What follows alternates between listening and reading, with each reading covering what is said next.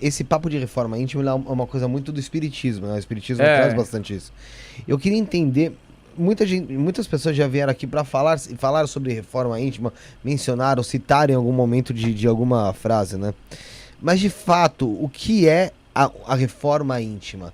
Que o pessoal tanto diz, você precisa fazer uma reforma íntima, necessita-se de uma reforma íntima. O que de fato é a reforma íntima? Eu vou trazer para vocês um parâmetro mais amplo. Tá bom? Quando a gente faz o desenvolvimento pessoal, por exemplo, você vai fazer um curso de desenvolvimento pessoal. O que é aquilo? Você vai desenvolver-se você internamente para posteriormente, externamente mostrar. Uhum.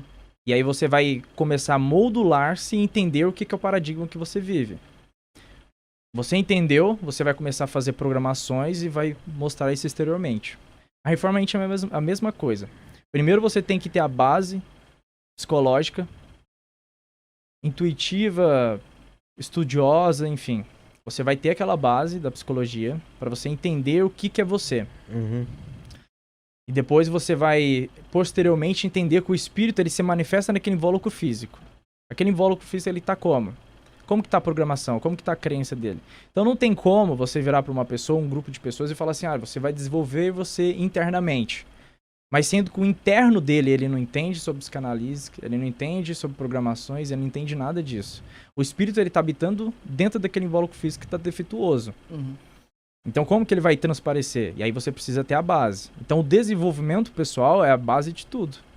É você conhecer-se internamente. É um pouco do autoconhecimento, então. É.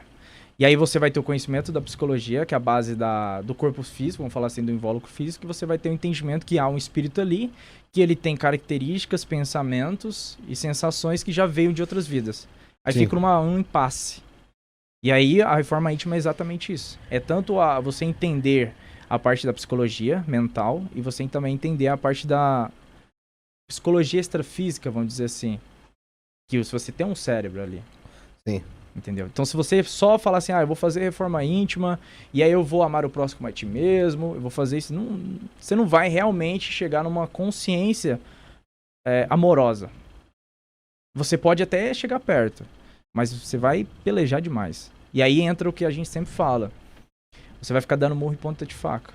E aí vem pessoas que às vezes têm um emocional frágil, fazendo a reforma íntima, vai se sentir mal, Sim. vai se sentir chateado. E aí vai começar aquela relutância gigantesca que é assim, eu tinha uma vida, agora eu parei essa vida e Deus não tá me beneficiando disso. E aí entra também o paradoxo do paradigma ortodoxo, né? Aquela crença limitante. Então o indivíduo ele já é um limitador de crença. Quando ele entra na espiritualidade, ele não muda de ser. Entende? Mais ou menos onde eu quero chegar. Porque ele começa a enxergar por outro ponto de vista algumas coisas que geralmente ele vê num ponto mais materialista, mais frio, vamos dizer assim. Na verdade, ele começa a deixar com que o Criador olhe por você. E aí a experiência do Criador olhando pra você, você aprende. Entendi. Entendeu? Porque todos nós temos, né, o co-criador dentro de nós.